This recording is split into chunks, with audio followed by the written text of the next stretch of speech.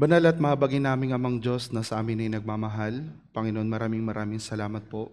Una at higit sa lahat sa kaligtasan na ipinagkaloob niyo po sa amin. Bagamat kami po, Panginoon, ay mga makasalanan at karapat-dapat na mapunta ng impyerno, pero Panginoon, minahal niyo po kami. At sa pamagitan po ng mahalagang dugo ni Jesucristo na dumanak po doon sa krus, kami po ay napatawad sa lahat po ng aming pagkakasala. Kaya maraming salamat po, Panginoon. Ganon din po, Panginoon, kami po ay nagpapasalamat sa biyaya na sinusundan pa ng biyaya, na kami po ay nakapanatili sa church. Patuloy po nakapakinig ng inyo pong mahalagang salita sa ikatitibay at ikalalakas po na ang aming pananampalataya.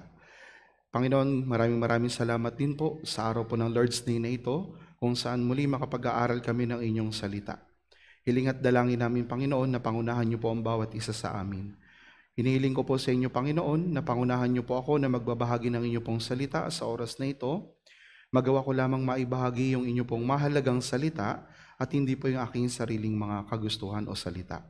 Ganon din po, Panginoon, para po sa mga kapatiran na makikinig po ng inyo pong mahalagang salita, pagkalooban niyo po sila na mapagpakumbabang puso upang magawa pong kumilos ng banal na Espiritu sa bawat isa po sa amin na may kalakasan.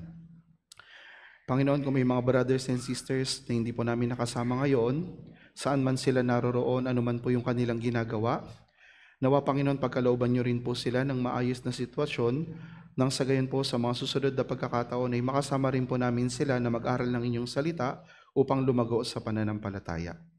Kaya, Panginoon, hanggang sa matapos po ang Lord's Day na ito, sa inyo lamang po kami nagtitiwala at umaasa. Ito po ang aming dalangin na may lubos na pagpapasalamat sa pangalan ni Jesus na sa amin ay nagmamahal. Amen. Okay po, para po sa ating pangunahing talata, buksan po natin aklat po ng Unang Korinto. Unang Korinto, chapter 9, verse 19 hanggang 23.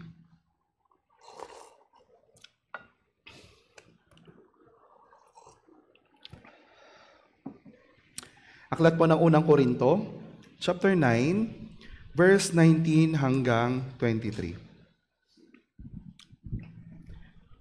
Unang Korinto, chapter 9, verse 19 hanggang 23. So, salitan po natin itong babasahin. Una po yung mga brothers at sunod pong babasa ay mga sisters.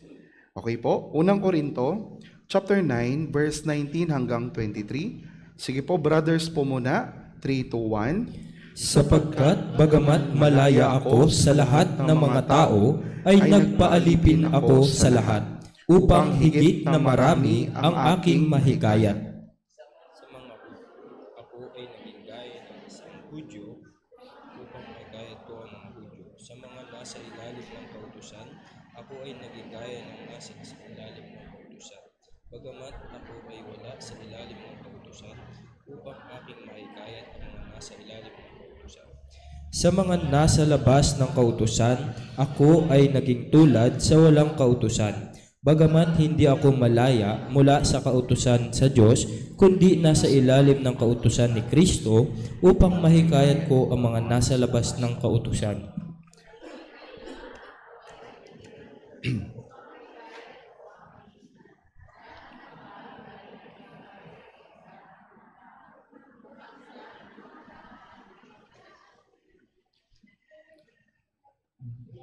Ginawa ko ang lahat ng mga bagay dahil sa Ebanghelyo upang ako'y magkaroon ng bahagi sa mga pagpapala nito. Po, maraming salamat po. Muli, magandang umaga po sa atin pong lahat. Bago po tayo magsimula, pwede po batiin muna po natin yung bawat isa ng magandang umaga. Kailangan po dalawa ha, magandang umaga. Ayan, maraming salamat po. So ngayon po, pag-aaralan po natin tungkol po sa mga bagay na kinakailangan natin para po sa ebanghelismo. Kaya, gaya po ng nakikita ninyo, medyo hindi po maayos yung aking karamdaman, kaya pakiunawa po yung boses ko. O kung may mga pagkakataon na umuubo ako at pumipiyok, so pagpasensyaan nyo na po. Patuloy pa rin po ako nagpapagaling sa karamdaman pisikal. Pero ganun pa man po, sama-sama pa rin po nating pag-aaralan yung mahalagang salita po ng Diyos. So ngayong umaga po, pag-aaralan po natin, ano ba yung mga bagay na kinakailangan natin para po sa ebanghelismo? So pagkatapos po nating matanggap yung kaligtasan o pagkatapos po nating maligtas, o binigyan po tayo ng utos ng Diyos. Ano po ito? Ito po yung pagbabahagi o pangangaral po ng Ebanghelyo. Sa pamagitan po ng Ebanghelismo, yung mga tao pong nasa paligid natin, pwede po silang maligtas. Pero po, sa kabilang banda, kung hindi po tayo mangangaral ng Ebanghelyo, ano po yung mangyayari sa kanila? Maaari po silang mapahamak at mapunta po ng impyerno. Kaya, para po sa ating mga Kristiyano na naligtas, mahalaga at kinakailangan po natin na ipangaral yung Ebanghelyo sa lahat po ng panahon. So ngayon po, kapag nag-evangelize tayo, ano po ba yung ibinabahagi natin sa mga tao? Ano po? Madali lang po yung tanong. Ano po yung ibinabahagi natin sa mga tao kapag nag-evangelize po tayo? Ang Ebanghelyo. Pero evangelism is pagbabahagi po ng Ebanghelyo. Ito po yung mabuting balita. Ito po yung mensahe ng pag-ibig ni Jesucristo po para sa atin. Sa madaling salita, ito po yung mensahe ng atin pong kaligtasan. So si Jesucristo po, siya ay namatay, tapos dumanak yung kanyang mahalagang dugo doon po sa krus ng Kalbaryo. Para po saan? Bakit po dumanak yung kanyang mahalagang dugo? Para tayo po ng mga taong makasalanan, tayo po mga taong patungo po ng impyerno, ay mapunta po ng langit. So ito po yung layunin kung bakit po siya namatay. Para patawarin tayo sa ating mga kasalanan. At nung muli po siyang buhayin, tayo po ay kanyang inaring ganap. Ibig sabihin, inaring ganap, parang halimbawa po, meron kayong hinuhulugan. Tapos, natapos nyo na pong bayaran yung inyo pong hinuhulugan, mga washing machine, TV, o kung ano pa man. Kapag ka nabayaran nyo na siyang lubos, pag-aari nyo na po siyang ganap. Ibig sabihin, fully paid na. Opo, fully paid na. Pero habang hindi pa natin ito tapos bayaran, o hindi pa po natin ito lubos ang pagmamayari. Kaya nung muling buhayin po si Jesucristo, tayo po ay kanyang inaring ganap. Kaya sa madaling salita, yung Ebanghelyo po, ito po yung mensahe ng pagkamatay at muling pagkabuhay ni Jesucristo. Ngayon, ano po ba yung gagawin natin para maipangaral po yung Ebanghelyo? So sa araw po na ito po yung pag-aaralan natin. So para tayo po ay maligtas, si Jesucristo, kinakailangan niya pong magsakripisyo. Kinakailangan niya pong iwan yung marangyang langit para saan po? Para po iligtas tayo. Ngayon, matapos po tayong maligtas, ano naman po yung gagawin natin? Ano po yung gagawin natin para maligtas yung mga mahal natin sa buhay? Ano po? Kinakailangan din po nating magsakripisyo. Kung paano si Jesucristo po ay nagsakripisyo, kinakailangan din po nating magsakripisyo. Opo. Yung Ebanghelyo po, ito po ay natutupad o naisa sa katuparan sa pamagitan po ng sakripisyo. Kaya ganun din po tayo. Kinakailangan nating maipangaral yung Ebanghelyo sa pamagitan po ng sakripisyo. Kung wala po tayong sakripisyo, tiyak, wala pong maliligtas. Opo. Kaya kinakailangan o mahalaga po para sa isang Kristiyano yung pagsasakripisyo. Pagsakripisyo. Kaya isa-isa titignan po natin ito. Una, kinakailangan po nating mabuhay para po sa Ebanghelyo. O paano po ba namumuhay yung isang taong nakaunawa ng kaligtasan?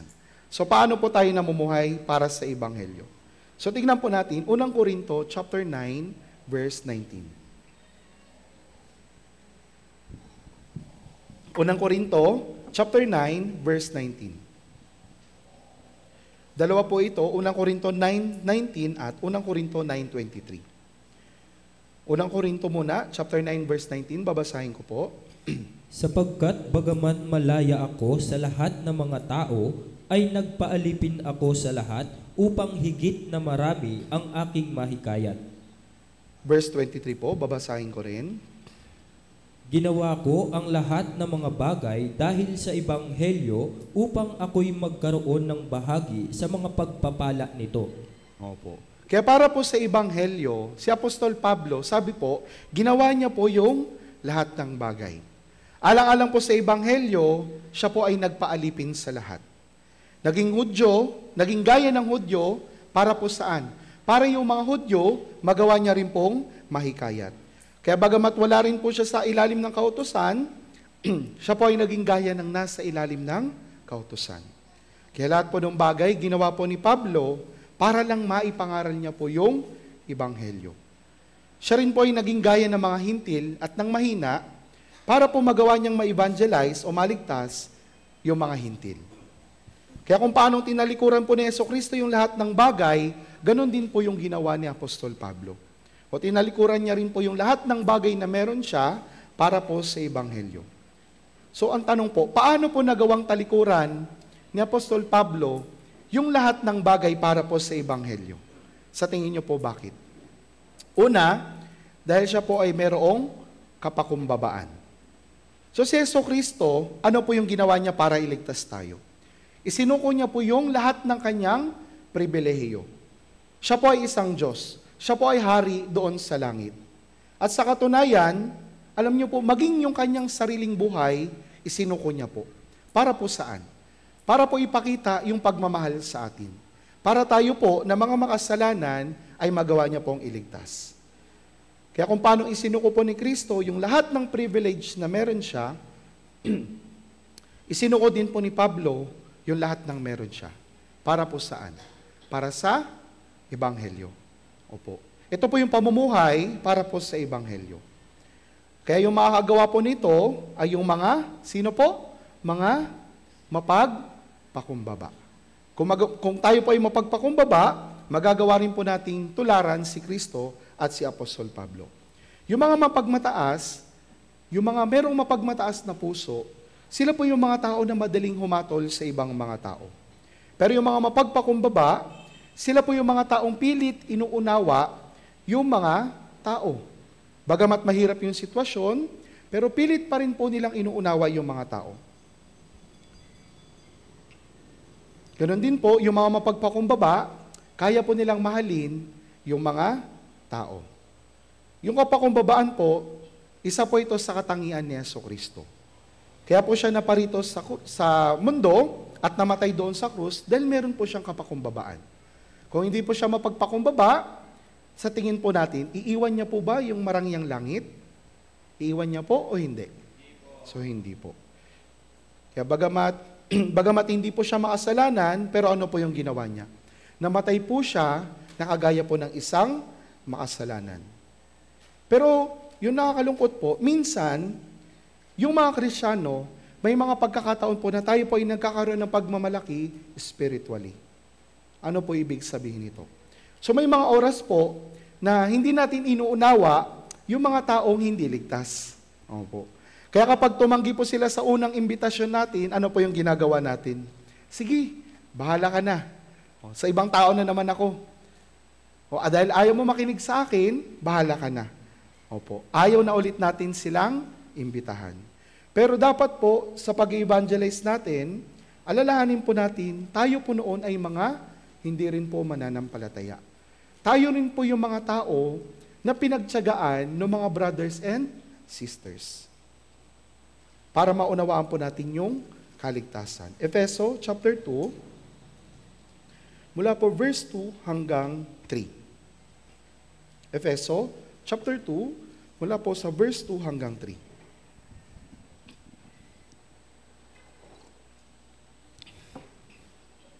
Efeso chapter 2, mula po verse 2 hanggang 3. Sige po, babasahin ko po. Na dati ninyong nilakaran, ayon sa lakad ng sanlibutan ito, ayon sa pinuno ng kapangyarihan ng himpapawid, ng Espiritu na ngayon ay gumagawa sa mga anak ng pagsuway, tayong lahat ay dating nabuhay sa gitna ng mga ito, sa mga pagnanasa ng laman, na ating ginagawa ang mga nais ng laman at ng pag-iisip. At tayo nooy katutubong mga anak ng kapuotan, gaya naman ng mga iba. Opo. Kaya kung makakalimutan po natin ito, maaring magkaroon po tayo ng pagmamalaki sa ibang mga tao. Kaya ano po yung ibig sabihin nito? Ibig sabihin po, dapat alalahanin natin na naligtas po tayo sa pamagitan po ng biyaya. Opo. Para po, yung bawat isa po sa atin ay huwag magmamalaki. Efeso chapter 2, sa verse 8 hanggang 9, babasahin ko rin po ito. Sapagkat sa biyaya, kayo'y naligtas sa pamamagitan ng pananampalataya, at ito'y hindi sa pamamagitan ng inyong sarili. Ito'y kaloob ng Diyos, hindi sa pamamagitan ng mga gawa, upang ang sinuman ay huwag magmalaki. Opo. Tayo po mga makasalanan, actually hindi po tayo karapat-dapat para po sa kaligtasan. Pero dahil minahal po tayo ng Diyos, siya po ay nahabag sa atin. At sa pamagitan po ng biyaya, naligtas po tayo. Yung biyaya, ito po ay ibinibigay doon po sa mga taong hindi karapat-dapat. So yun po yung tinatawag na biyaya. Kung karapat-dapat ka para sa isang regalo, so hindi po yung tinatawag na biyaya. Ibig sabihin nun, ano po yung tawag nila doon? Deserve mo yon. Pero yung biyaya, ibinibigay po ito doon sa mga taong hindi karapat-dapat. So tayo po, hindi rin po tayo karapat-dapat para sa kaligtasan. Wala po tayong ginawang tama sa harapan po ng Diyos. Pero dahil sa kanyang saganang biyaya, tayo po ay iniligtas niya. Kaya dahil tayo po ay naligtas sa pamagitan ng biyaya, kinakailangan po na tayo po ay maging mapagpakumbaba. So magagawa po nating maipangaral yung ebanghelyo kung tayo po ay mapagpakumbaba. Isa pa pong talata, Filipos chapter 2, verse 5 hanggang 7. Aklat po ng Filipos, chapter 2, verse 5 hanggang 7. Filipos, chapter 2, verse 5 hanggang 7. Babasahin ko po. Magkaroon kayo sa inyo ng ganitong pag-iisip na kay Kristo Jesus din naman, na siya, bagamat nasa anyo ng Diyos, ay hindi niya itunuring na isang bagay na dapat panghawakan ang pagiging kapantay ng Diyos, kundi hinubaran niya ang kanyang sarili at kinuha ang anyong alipin na naging katulad ng tao. Opo. Si Jesucristo na Panginoon po ng lahat, siya po ay naparito sa mundo gaya po ng isang alipin. Kaya kung si Jesucristo po ay nag-evangelize ng may mapagpakumbabang puso, so paano pa kaya tayo na mga iniligtas niya? Alam niyo po, yung isang Samaritanang babae, paano po siya kinausap ni Jesucristo? So siya po ay kinausap ni Jesucristo ng may habag. Ng may habag. Si Mateo po. Si Mateo, isa po siyang maniningil ng buwis. Pero alam niyo po, tinawag niya po si Mateo na maging alagad niya nang hindi niya hinahatulan. Tapos si Pedro, bagamat nakagawa po siya ng maraming pagkakamali, ano po yung ginawa ni Jesus? Siya po ay patuloy pa rin pong pinapanumbalik ni Jesucristo. Kaya ito pong bagay na ito, nagpapakita kung gaano po ka mapagpakumbaba si Jesucristo. Sinabi po ng Filipos chapter 2, verse 5 hanggang 7, magkaroon kayo sa inyo na ganitong pag-iisip na kay Kristo Jesus din naman. Na siya, bagamat nasa anyo ng Diyos, ay hindi niya itinuring na isang bagay na dapat panghawakan ang pagiging kapantay ng Diyos. Kundi, hinubaran niya ang kanyang sarili at kinuha ang anyong alipin na naging katulad ng tao. Opo. Kaya kung paano si Jesucristo po ay naging mapagpakumbaba, kinakailangan magkaroon din po tayo ng ganitong pag-iisip. Isa pa po, Kawikaan, chapter 15, verse 1. Buksan po natin, aklat po ng Kawikaan, chapter 15, Kawikaan, chapter 15, verse 1. Aklat po ng Kawikaan, chapter 15, verse 1. Kawikaan, chapter 15, verse 1. Babasahin ko po. Nakapapawi ng puot ang sagot na malumanay, ngunit nagbubunsod sa galit ang salitang magaspang. Opo. Kaya sa tuwing tayo po ay nag-evangelize, alam nyo po, yung mga tao na ine-evangelize po natin, nararamdaman po nila kung gusto lang nating manalo sa argumento o talaga pong meron tayong concern sa kaligtasan po nila. Kung talagang meron tayong concern sa kaluluwa po nila. Kaya mahalaga po kung paano natin kakausapin yung mga tao sa tuwing ine-evangelize po natin sila.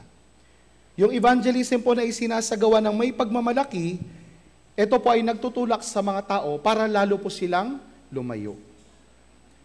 So dati po, noong una po kaming naligtas, noong una po ako naligtas, so sobrang maalab po yung puso. Kaya ang ginawa po namin, dahil naunawaan namin yung kaligtasan, so yung mga kaibigan po namin ng mga relihiyoso, in-evangelize po namin sila. sa pag-evangelize po namin sila, hindi po namin naintindihan, hindi po namin nalaman na na-offend na pala namin sila. Hanggang sa dumating sa point na sinabi nila sa amin, o sige, kayo na yung ligtas. Hindi na kami ligtas. So hanggang sa nagsara na po yung kanilang pintuan. Kaya po nararamdaman po ng mga tao, minsan, kung ano po talaga yung laman ng puso natin. Kaya, kinakailangan po magkaroon tayo ng kapakumbabaan sa tuwing tayo po ay nag-evangelize. Yung evangelism po na isinasagawa ng may kapakumbabaan, ito po yung nagbubukas sa puso ng mga tao. Kaya, ano po yung dapat nating taglayin na puso sa tuwing tayo po ay nag-evangelize? Ito po yung mapagpakumbabang puso. Kaya mahalaga po na magkaroon tayo ng kapakumbabaan sa ating buhay Kristyano para magawa po nating ma-evangelize yung napakarami pong mga tao. Sunod po, ikalawa, kinakailangan din po natin ng sigasig na may kaalaman. Unang Korinto, chapter 9, verse 24. Unang Korinto, chapter 9, verse 24.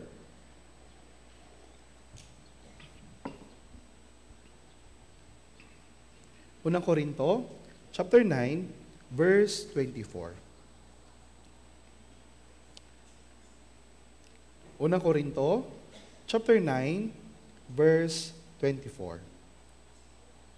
Sige po, kung nakita po, basahin po natin ng sabay-sabay, 3, 2, 1. Hindi ba ninyo nalalaman na ang mga tumatakbo sa isang takbuhan ay tumatakbong lahat, ngunit iisa lamang ang tumatanggap ng gantimpala? Kaya tumakbo kayo sa gayong paraan upang iyon ay inyong mapagwagian. Yung isa pong normal na Kristyano, sila po ay nabubuhay ng may sigasig para po sa Ebanghelyo. Ibig sabihin, yung mga taong nakaunawa po talaga ng pag-ibig ng Diyos, sila po yung mga tao na ginagawa yung lahat ng bagay para po sa evangelism.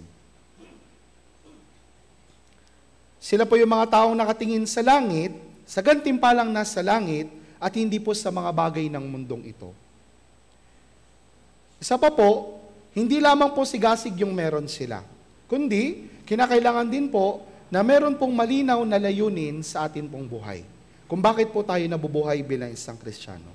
Unang Korinto chapter 9, verse 26 po, babasahin ko po. Kaya't ako'y tumatakbo na hindi gaya ng walang katiyakan. Hindi ako sumusuntok na hindi gaya ng sumusuntok sa hangin. Opo. So si Pablo po, sabi niya, hindi siya sumusuntok na gaya ng pagsuntok sa hangin. Ano pong ibig sabihin nito? Ibig sabihin si Apostol Pablo, hindi lang po siya may taglay na sigasig, kundi meron din po siyang malinaw na layunin sa kanyang buhay. So meron pong halimbawa. So gagamit po ako ng illustration para po mas maunawaan ninyo. So halimbawa po meron pong dalawang kuponan. So ito po ay larong, hindi makita Oops. Ito po ay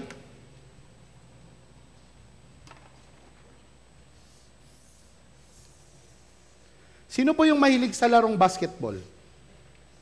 Ayan. Ring po ito ha, ring. O, pasensya na po sa drawing ko. So, meron pong dalawang kuponan. Kuponan A at kuponan B. Ngayon, sa larong basketball, paano po tayo mananalo? Kinakailangan ano po? Kinakailangan may teamwork. Tapos, kinakailangan magaling mag-dribble. Pero higit sa lahat, ano po yung pinakamahalaga? Kinakailangan, magaling kang mag-shoot. Bakit? Hindi po pinupuntusan yung galing mag-dribble, kundi yung galing mag-shoot. Kaya, halimbawa po, yung A at B, pareho silang magaling. Malalaman natin yung mananalo sa kanila kapag tapos po ng oras kung sino po yung may mataas na score. Ngayon, halimbawa, ito po yung court ng A. Ito naman yung court ng B. So pareho po silang magaling. Pareho silang nakaka-score. Pareho silang may teamwork. Pareho din silang magaling mag-dribble. Pero po, bagamat meron silang talento, bagamat meron silang galing, pero kung hindi nila alam yung tamang court nila, mananalo po ba sila? Halimbawa, ito yung court ng A. Pero, kahit ito yung court niya, dito po siya nag-shoot. Saan po mapupunta yung score? Sa B. Tama po? Kaya kinakailangan po natin ng sigasig at tamang layunin po sa atin pong buhay. Nasundan niyo po? Kaya yung galing po sa shooting, mahalaga po ito. Pero mas mahalaga na alam po natin kung saan po dapat i-shoot yung bola. Kung ganun po, mananalo po tayo. Yung mga normal po na Kristiyano, sila po ay may sigasig at may malinaw po na layunin sa kanila pong mga buhay. Kaya tayo po, brothers and sisters, bakit po tayo nabubuhay sa mundo pong ito? Para po saan? Bakit tayo nagtatrabaho? Bakit po tayo nag-aaral? Para po saan? Para po ba magkaroon ng parangal sa mundo? Para magkaroon ba ng yaman sa mundo? Para ba tingalain tayo ng mga tao sa mundo? So hindi po. Yung isa pong Kristiyano na talagang naunawaan yung biyaya po ng Diyos, sila po yung mga tao na nabubuhay para po mailigtas yung mga ligaw na kaluluwa. Para po makarating yung mga ligaw na kaluluwa sa tamang pagkaalam ng katotohanan. Opo. Ikatlo, para po sa Ebanghelyo, kinakailangan din po natin ng pagpipigil sa sarili. Unang Korinto, chapter 9, verse 25. Unang Korinto, chapter 9, verse 25. Babasahin ko rin po. Ang bawat nakikipaglaban sa mga palaro ay nagpipigil sa sarili sa lahat ng mga bagay. Ginagawa nila iyon upang sila ay makatanggap ng isang korona na may pagkasira. Ngunit tayo'y sa walang pagkasira. Opo. Yung pagpipigil po sa sarili, ito rin po ay mahalaga po sa isang Kristiyano. Kahit po gusto natin gawin yung isang bagay, pero kung alam po natin na hindi po ito kalooban ng Diyos, gagawin po ba natin o hindi? Gagawin po o hindi? Kung yung isang bagay, nakagawian na po natin gawin, pero nalaman natin na hindi pala kalooban ng Diyos, gagawin po ba natin o hindi na? Hindi na po. Siyempre po, hindi po madali yung bagay po na ito. Kasi tayo po ay nasa laman pa. Mahirap po talagang pigilin yung laman natin na hindi gumawa ng kasalanan. Halimbawa po, bago maligtas, marami tayong bisyo. O marami kayong bisyo. So, in a split second, pwede po ba tanggal na agad yung bisyo natin? Hindi po. So, minsan, kinakailangan isang araw, 2 araw, ilang buwan, ilang taon, para mawala po ito. Pero ginagawa po natin ito dahil nalaman natin na hindi pala ito yung kalooban po ng Diyos. Ito po yung pagpipigil sa sarili. Alam nyo po, maging si Apostol Pablo, pinigil niya rin po yung kanyang sarili. Sinupil niya po yung kanyang sarili para hindi po siya itakwil. Unang Korinto chapter 9, verse 27. Unang Korinto chapter 9, verse 27, babasahin ko po. Ngunit sinusupil ko ang aking katawan at ginagawa itong alipin upang pagkatapos na makapangaral ako sa iba, ako mismo ay hindi itakwil. Opo. Si Pablo, siya po ay natakot na baka siya ay itakwil. Ano po yung ibig sabihin nito? Pinigil niya po yung kanyang sarili dahil natatakot po siya na kung magkamali siya, yung Diyos po ay hindi nakikilos sa pamamagitan niya. Ito po yung isang bagay na kinatatakutan ng isang Kristiyano. So alam po natin, yung layunin natin bilang isang Kristiyano, magligtas ng kaluluwa para purihin yung Panginoon. Pero po kung yung isang Kristiyano, hindi na po nagagampanan yung kanyang tungkulin, so magiging hindi po maganda yung kanya pong kalalabasan. Halimbawa po yung isang baso. Yung isang baso, para po siya saan? Para mapaglagyan ng inumin, para mainuman. Tama po? Pero paano kung yung baso po na ito, kalahati butas na? Hindi na siya maimbakan ng tubig. Hindi na siya malagyan ng tubig. Ano po yung gagawin natin? Magagamit pa po ba? Pwede siguro epoxy? Pwede po? O hindi na po. Wala na po siyang pakinabang. Kaya anong uri po ba ng Kristiyano yung hindi po ginagamit ng Diyos? Anong uri po ng Kristiyano sa tingin po ninyo? Ito po yung mga Kristiyano na bagamat sinasabi nilang naligtas na, pero nagpapatuloy pa rin po sa paggawa ng kasalanan. At isa pa po, yung mga Kristiyano po na nakatuon lang yung kanilang pansin, yung focus nila sa kanilang buhay ay yung kanila lang pong sarili. Ito po yung mga Kristiyano na hindi po ginagamit ng Diyos. Kaya kung yung isang Kristiyano po ay magpapatuloy sa pagkakasala, pero sa puso niya, bagamat yung banal na Espiritu ay kinakausap siya, pero hanggang sa huli, hindi pa rin po siya nagkakaroon ng pagsisisi, alam niyo po, kalaunan, hindi magtagal, lalayo po ito sa church. At kung yung isang Kristiyano po ay mapalayo na sa church, ano po yung mangyayari? Wala na po siyang magagawa para po sa Diyos. Yung Kristiyano po na iyon ay magiging walang kabuluhang Kristiyano. Magiging makamundo. Opo. Meron pong halimbawa sa Biblia na ibinigay po sa atin. Kilala niyo po si Lot, yung pamangkin po ni Abraham. Alam po natin, si Lot, siya po ay isang tunay na Kristiyano. Pero nung siya po ay lumayo kay Abraham, ano po yung nangyari? Yung Panginoon, hindi na po kumilos sa pamagitan niya. Bagamat siya po ay ligtas, pero yung buhay niya po ay nawalan ng kabuluhan. Kaya tayo po ay mga Kristiyano na iniligtas sa pamagitan po ng dugo ni Jesus. Pagkatapos ng kaligtasan, yung buhay na ito ay hindi na po para sa atin. Ito po ay buhay na para po sa atin pong Panginoon. Ito po ay buhay na para po sa atin pong Diyos na siyang nagligtas po sa atin. Roma 14, verse 7 hanggang verse 8. Roma, chapter 14, verse 7 hanggang 8. Roma 14, mula po verse 7 hanggang verse 8. Babasahin ko po para po sa inyo. Walang sino man sa atin ang nabubuhay sa kanyang sarili at walang sino mang namamatay sa kanyang sarili. Kung nabubuhay tayo, sa Panginoon tayo'y nabubuhay. O kung namamatay tayo, sa Panginoon tayo'y namamatay. Kaya't mabuhay man tayo o mamatay, tayo'y sa Panginoon. Opo. Kaya para may pangaral po natin ng Ebanghelyo, kinakailangan po natin maging mapagpakumbaba, kinakailangan natin maging masigasig na may layunin sa ating pong buhay. At ikatlo, kinakailangan din po nating pigilin o kontrolin yung ating pong sarili.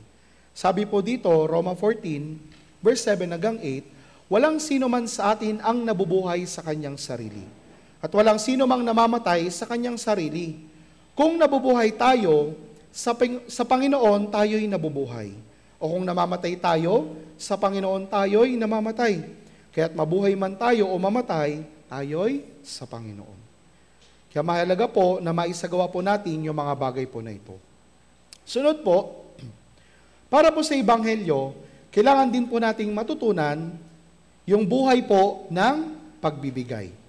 Ito po yung pagiging mapagbigay para po sa pangangaral ng Ebanghelyo. Lucas 21, verse 1 hanggang 4. Akalat po ng Lucas, chapter 21, mula po verse 1 hanggang 4. Buksan po natin. Babasahin po ito ng brothers at sisters. Salitan po. Brothers po muna, sunod po yung mga sisters. Lucas chapter 21, mula po verse 1 hanggang 4. Sige po, kung nakita na, Lucas chapter 21, mula po verse 1 hanggang 4. Brothers po muna, 3, 2, 1. Siya'y tumingala at nakita niya ang mayayaman na naglalagay ng kanilang mga handog sa kabangyaman. Nakita rin niya ang isang hirap at sinabi niya, katotohanang sinasabi ko sa inyo, ang mahirap na babaeng balong ito ay naglagay ng higit kaysa kanilang lahat. Sapagkat silang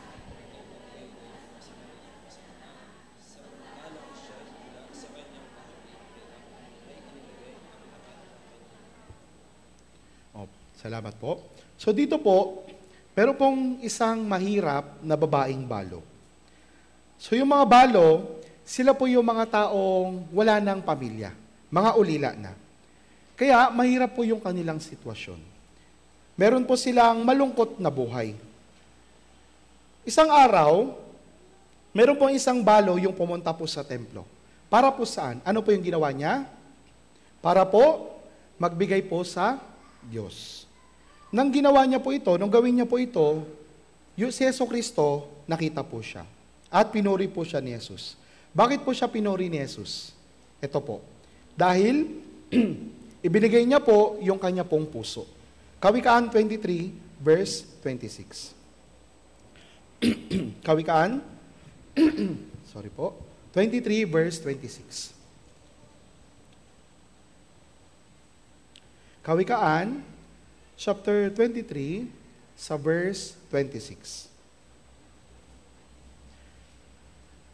Kawikaan 23, 26.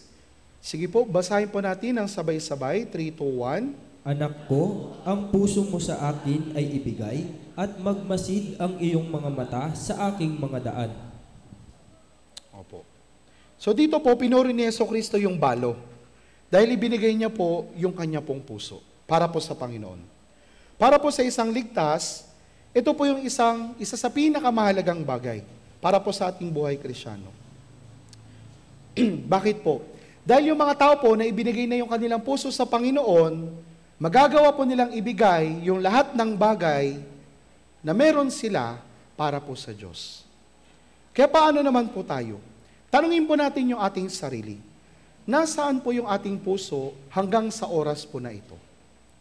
Ibinigay na po ba natin yung puso natin sa Panginoon o nasa mga bagay pa rin ng sanlibutan ito? Tanungin po natin yung ating pong sarili. Paano po ba natin malalaman kung naibigay na natin yung ating puso sa Panginoon? Ito po ay makikita natin, isa pong bagay sa pamagitan po ng buhay ng pagbibigay natin. Kung ibinigay na po natin yung ating puso sa Diyos, kaya po nating ibigay yung lahat para po sa Kanya. Mateo chapter 6 verse 21. Mateo chapter 6 verse 21. Babasahin din po natin ito ng sabay-sabay. Mateo chapter 6, verse 21. Sige po, kung nakita po, basahin natin ng sabay-sabay. 3, 2, 1. Sapagkat kung nasaan ang iyong kayamanan, naroon din naman ang iyong puso. Opo. Kung nasaan ang iyong kayamanan, ay naroon din naman ang iyong pong puso. Kaya kung saan po natin ginagamit yung yaman natin sa mundo, naroon din naman po yung atin pong puso. Yung pagbibigay, hindi po natin ito magagawa kung wala po tayong pananampalataya, pag-asa, at pag-ibig.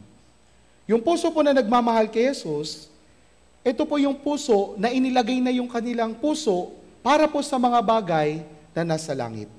Ito po yung puso na handang magbigay para po sa gawain po ng Panginoon. Ngayon, ano po ba yung ating kayamanan? Ano po yung ating kayamanan?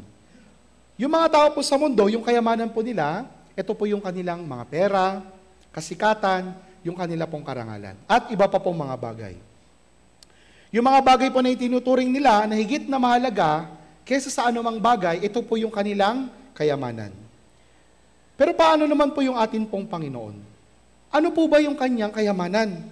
Ano po yung bagay na itinuring niyang higit na mahalaga kaysa sa lahat ng bagay? Sino po yung dahilan kung bakit naparito siya sa mundo? Sino po yung dahilan bakit niya iniwan yung marangyang langit? Sino po? Ako. Ako po na isang makasalanan. Ako na hindi karapat-dapat sa biyaya po ng Diyos. So naparito po siya sa mundo para po sa pinakamahalagang bagay. Lucas chapter 5 verse 32. Aklat po ng Lucas. Aklat po ng Lucas chapter 5 verse 32.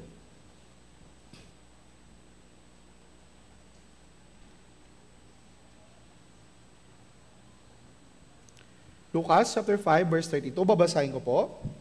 Hindi ako naparito upang tawagin ang mga matuwid, kundi ang mga makasalanan tungo sa pagsisisi. Sino po yung kayamanan ni Jesucristo? Yung mga? Sino po? Mga makasalanan. Para kay Jesucristo, yung isa pong makasalanan, yung isa pong kaluluwa na patungo ng impyerno, yun po yung kanyang kayamanan. Sila po yung kayamanan ni Jesucristo. Kaya po yung ginawa niya, iniwan niya po yung marangyang langit at naparito siya sa mundo. Para po sa isang mahalagang kaluluwa na minamahal niya. Ayaw niya po na kahit isa sa mga kaluluwa ay mapunta ng impyerno. Kaya binigay niya po yung kanyang buhay para po sa mga makasalanan, para po sa atin. Yung kayamanan po na ito, itinuring niya na higit na mas mahalaga kaysa po sa kanyang buhay. Mateo chapter 13 verse 44. Mateo chapter 13 verse 44.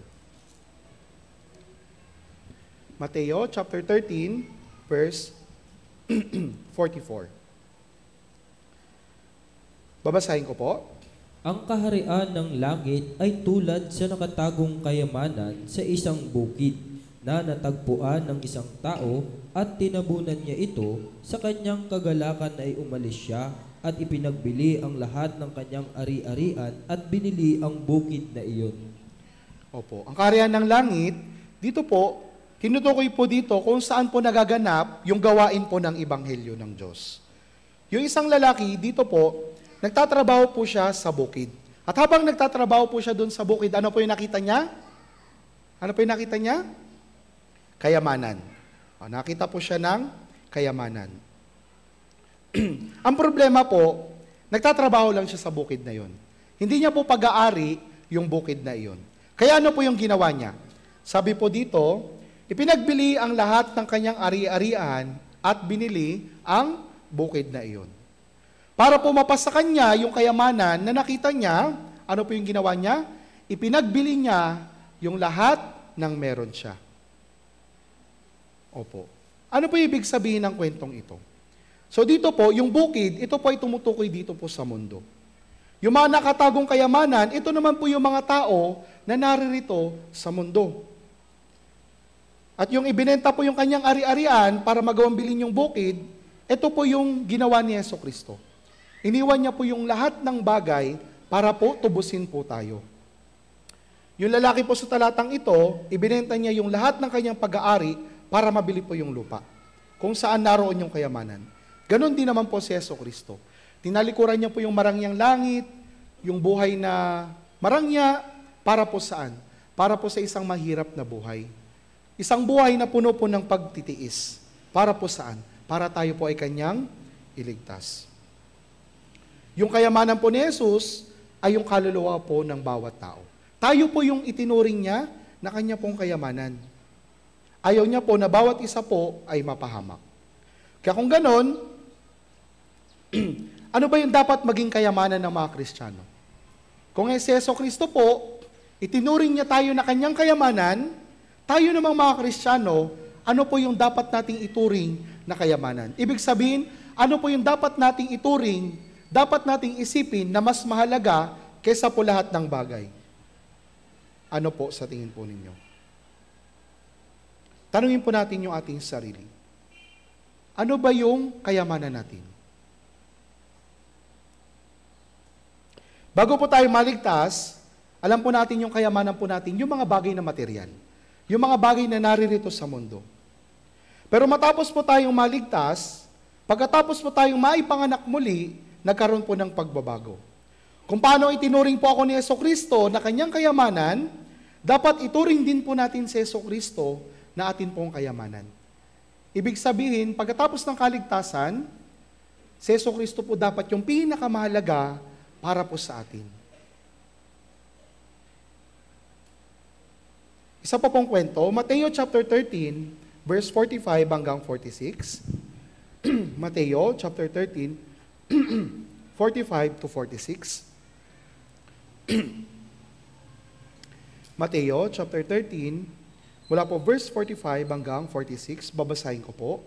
Gayon din naman, ang kaharian ng langit ay tulad ng isang mangangalakal na naghahanap ng magagandang perlas at nang makatagpo ng isang mamahaling perlas ay umalis at ipinagbili ang lahat ng kanyang ari-arian at binili iyon. So dito po sa talatang ito, yung naghahanap po ng perlas ay yung mga tao sa mundo. Lahat po ng mga tao, hinahanap po natin yung magagandang perlas. Para sa ibang tao, yung perlas po na ito, yung magandang buhay. Para sa iba, yung karangalan. Para sa iba, yung marangyang buhay. Para sa iba yung karunungan. Para sa iba yung pera. Pero, ito po ba talaga yung magandang perlas na kinakailangan natin? Hindi po. Yung tunay na perlas, ito po ay si Hesukristo. At yung Ebanghelyo. Kaya po yung isang Kristiyano, ano po yung ginagawa niya?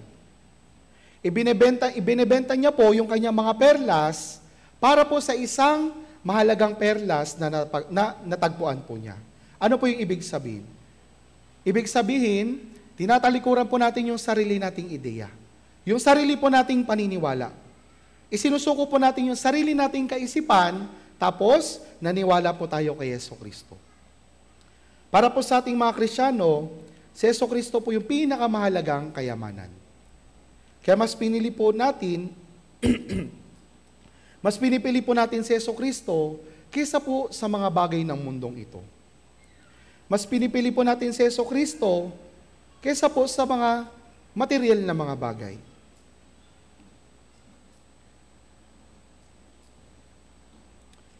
Si Jesus po, siya po ay napakahalaga. Kaya po yung mga normal na Kristiyano, yung mga normal na namumuhay bilang isang Kristiyano, itinuturing po nila si Hesukristo na pinakamahalaga sa kanila pong buhay. Ibig sabihin si Hesukristo po yung kanilang prioridad. Magkaiba po yung priority at yung way of life. Kaya tayo nag-aaral, bakit? Para mapapurihan natin si Hesukristo. Kaya tayo nagtatrabaho para mapapurihan natin si Hesukristo. Opo. Si Hesukristo po yung pinaka-una kaysa po sa lahat ng bagay. Tandaan po natin, doon po sa kwento ng babae, si Hesukristo nakatingin po siya nung siya po ay nag-alay. Ganon din po, si Hesukristo rin po ay nakatingin sa mga puso po natin. Lucas chapter 21, verse 1 hanggang 2.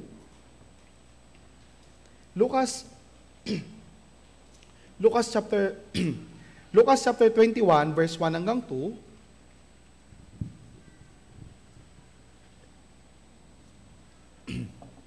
Lucas chapter 21, verse 1 hanggang 2.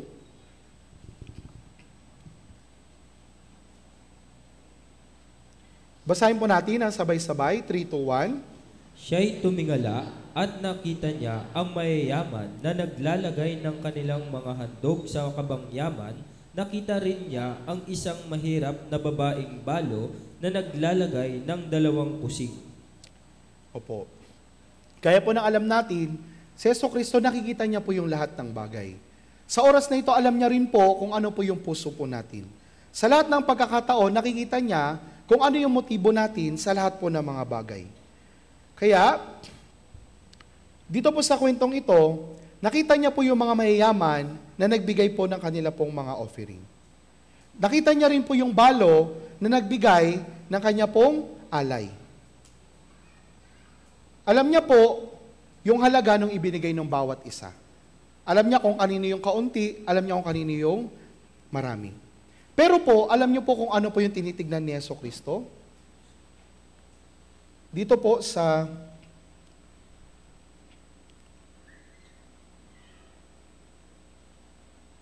verse 3, ang mahirap na babaeng balong ito ay naglagay ng higit kaysa kanilang lahat. Opo. Si Hesukristo, nakikita niya po yung motibo ng pagbibigay po natin. Nakikita niya rin po yung financial na kalagayan po natin. Pero dito po sa kwentong ito, sabi po niya, ang mahirap na babaeng balong ito ay naglagay ng higit kaysa kanilang lahat. Bakit po? Ilan po yung ibinigay ng babaeng balo? Ilan po? Lahat ng kanyang kabuhayan. Sabi po dito, nagbigay siya ng 2 kusing. Alam niyo po yung halaga ng 2 kusing?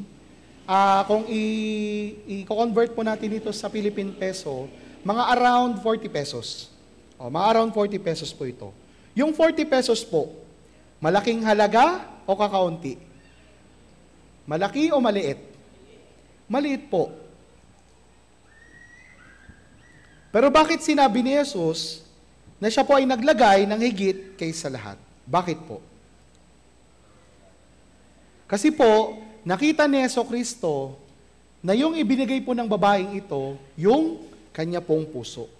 Pag-isipan po natin ito. Nung magbigay po yung balo ng pera, nakatingin po si Jesus. Ano po kaya yung iniisip niya sa pagkakataong ito. So sinabi niya siguro, so kung sinabi niya po, hindi ko na lang siguro ibibigay ito. Kasi siguro sa paligid niya, maaring nakita niya, yung mga tao, ang dami nang ibinibigay nila. Siguro, kumpol-kumpol na mga salaping ibinibigay nila.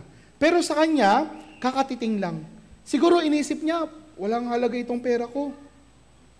Pero po, sabi po ng Biblia, sa verse 4, mula sa kanyang kahirapan ay inilagay ang lahat ng kabuhayan, ng kanyang kabuhayan. Ano po yung ibig sabihin? Pagkatapos niya pong ibigay yung salapi na ito, tiyak po magiging mahirap na siya. At wala na rin po siyang kakainin.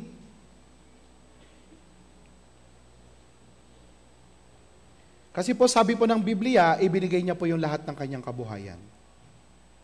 Pero kahit na ganito po yung kanyang kakaharapin na sitwasyon, ano po yung ginawa niya? Ibinigay niya pa rin po yung lahat ng meron siya. Ibinigay niya po ito sa harapan po ng Panginoon. So yung puso niya, habang ibinibigay po ito, baka po, parang ganito po. So Panginoon, bagamat maliit ito, pero ito yung lahat ng meron ako. Kapag naibigay ko na ito, hindi ko na alam kung saan ako kukuha ng pangkain ko. Pero Panginoon, ibibigay ko po ito. Ito po yung puso ko. Pakiusap, tanggapin mo po ito. Tapos, inilagay niya po yung 2 kusing. Marahil po, yung mga tao sa paligid niya, hinahatulan siya. Siguro pag-offer po nung iba, malakas yung tunog, kumakalansing. Pero sa kanya, halos walang tunog. Kaya baka, hinatulan po siya ng ibang mga tao. Maaring pinagtawanan po siya ng ibang mga tao. Pero sinabi po ng Panginoon, Lucas chapter 21, verse 3, at sinabi niya, katotohanang sinasabi ko sa inyo, ang mahirap na babaeng balong ito ay naglagay ng higit kaysa kanilang lahat. Si Jesucristo po, hindi po siya nakatingin sa halaga, kundi sa puso po ng isang Kristiyano. Yung balong ito, bagamat maliit po yung kanyang inialay, pero ibinigay niya po yung kanya pong puso para po sa Panginoon. Inihandog niya yung kanyang pag-ibig para po sa Panginoon. Tapos, ano po yung ginawa niya? Yung pag-asa niya, hindi na nasa lupa. Inilagay niya na lang sa langit. At nang may pananampalataya, inihandog niya po yung kanyang puso. Ito po yung pananampalataya ng isang normal na Kristiyano. Kaya tanungin din po natin yung atin pong sarili. Sa tuwing tayo po ay nagbibigay na ating pong tithes and offering, ano po ba yung laman ng ating puso? Yung Diyos, nakatingin po siya sa ating puso sa tuwing tayo po ay naghahandog. Kaya bago po natin gastusin yung mga bagay, itinatabi po muna natin yung para sa Panginoon. Halimbawa po, meron tayong, ganito po. Halimbawa, meron tayong 500 pesos. Tapos, iisipin natin, bibili muna ako ng damit, kinakailangan ko ng damit, 300 pesos. Tapos, kinakailangan ko ng pangkain, 100 pesos. Tapos, pang merienda, 50. Ilan na lang po natira? 50. Okay na ito, wala na akong kailangan, ito na yung ibibigay ko sa Panginoon. Ito po ba yung tamang puso para po sa harapan ng Panginoon? Sa tingin po ninyo? Hindi po. Yung Diyos, hindi po siya pulubi. Kaya dapat po natin siyang unahin, higit po sa lahat ng mga bagay. Isipin po natin, kung hindi po tayo inuna ni Jesucristo, kung hindi po siya pumunta sa mundong ito para iligtas po tayo, ano po yung mangyayari sa atin? Meron po ba tayong pag-asa sa langit? Wala po. Kung pinili niya po yung maginhawang buhay sa langit, hindi po siya pupunta sa magulong mundong ito. Hindi po siya magtitiis ng hirap, hindi po niya papadanakin yung kanyang mahalagang dugo doon sa krus para iligtas po tayo. Kaya, inuna po tayo ni Jesucristo. Kaya karapat-dapat din po na unahin po natin siya sa atin pong buhay. Itinuring niya po tayo na mahalaga kaysa anumang bagay. Kaya bilang Kristiyano na iniligtas ng kanyang dugo, dapat din po natin siyang unahin ng higit kaysa anumang bagay dito po sa mundo. Si Jesucristo po ay nagsakripisyo. Ngayon, ano naman po yung ating ginagawa para suklian yung kanya pong biyaya para po sa atin. Awit 116, verse 12. Tignan po natin. Awit 116, verse 12.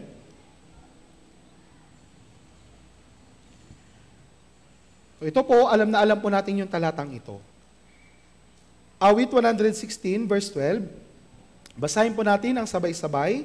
3, 2, 1. Ano ang aking isusukli sa Panginoon sa lahat niyang kabutihan sa akin? Kaya pag-isipan po natin ito.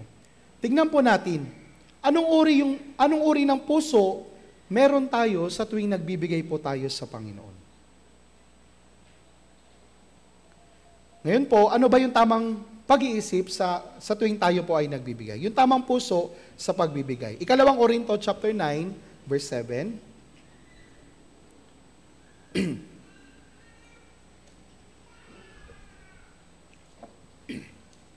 Ikalawang Korinto, chapter 9, verse 7. Ikalawang Korinto, chapter 9, verse 7. Basahin po natin ang sabay-sabay. 3, 2, 1. Ang bawat isa ay magbigay ayon sa ipinasya ng kanyang puso, hindi mabigat sa kalooban o dala ng pangangailangan, sapagkat iniibig ng Diyos ang nagbibigay na masaya. So sa tuwing tayo po ay nagbibigay, ano po yung dapat taglayin nating puso? Hindi po tayo napipilitan. Yung pagbibigay, ito po ay ginagawa ng may masayang puso. Dahil ibinibigay po natin ito sa Panginoon. Hindi po natin ito ibinibigay sa church. Ito po ay personal na bagay sa pagitan mo at ng Diyos. Sa katunayan, meron po ba tayong pag-aari talaga sa mundong ito? Meron po ba? Wala po. Lahat ng meron tayo, tinanggap lang rin po natin ito sa Diyos. Meron pong halimbawa, sino po dito yung merong dalawang anak? Halimbawa po meron kayong dalawang anak, yung panganay at si bunso. Ngayon, pinasalubungan niyo yung dalawang anak ninyo. Ano ba yung masarap na pasalubong? Siguro chocolate cake. Tag-isa sila. Ngayon, binigay mo sa kanila yung pasalubong pag-uwi mo, doon sa dalawa mong anak. Tapos, ngayon, sinubok mo sila. O binigay mo sa panganay, ibinigay mo sa bunso. Tapos, sinabi mo sa kanila, anak, gusto ko rin yan. Gusto ko rin ng pagkain na yan. Pwede bang pahingi si tatay? Pwede bang pahingi si nanay? Ngayon, yung bunso, sabi niya, kulang pa to sa akin, tay. O ano po ang gagawin ng tatay? So, paparaya niya. Pero yung panganay, sabi niya, tay, ito po, galing din naman sa'yo to, o bibigyan kita. Ang tanong po, sino po sa dalawa yung gustong bigyan ulit ng tatay? Yung bunso o yung panganay? Yung? Ano po? Yung panganay. Bakit? Pareho po silang binigyan lang. Pero po nung sinubok po ng ama yung kanyang anak, yung isa nagdamot, yung isa nagbigay. Kaya sa susunod, sino po yung may chocolate cake uli? Yung panganay. Opo.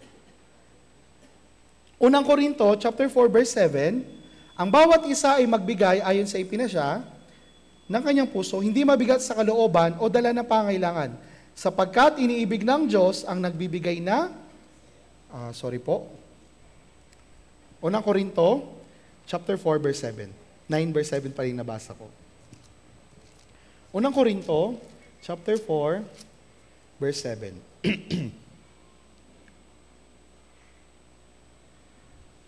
Babasahin ko po, Unang Korinto, chapter 4, verse 7. Sapagkat sino ang nakakakita ng kaibahan mo at ano ang nasa iyo na hindi mo tinanggap at kung tinanggap mo, bakit mo ipinagmamalaki na parang hindi mo tinanggap? Sabi po, at ano ang nasa iyo na hindi mo tinanggap? Dahil binigyan lang po tayo ng Panginoon, naturally, ibabalik din po natin ito sa Panginoon. Si Haring David, hindi po siya pinahintulutan ng Diyos para maitayo po yung templo. Sa halip, inutusan po ng Diyos si Solomon. Kaya, si Haring David, ano po yung ginawa niya? Sabi niya, ihahanda niya yung lahat ng gamit na kakailanganin sa templo. At ginawa niya po ito. Pinagsikapan niya po talagang mai-provide yung pangangailangan sa paggawa ng templo. At ano po yung sinabi niya matapos niyang gawin ito? Unang Kronika 29 verse 14. Unang Kronika 29 verse 14.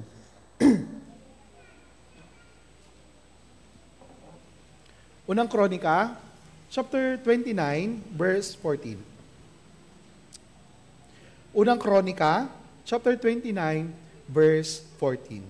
Basahin po natin ng sabay-sabay. 3, 2, 1. Ngunit, sino ba ako at ano ang aking bayan na kusang makapaghahandog sa ganitong paraan, sapagkat ang lahat ng bagay ay nagmumula sa iyo, at ang sa iyo ang aming ibinibigay sa iyo.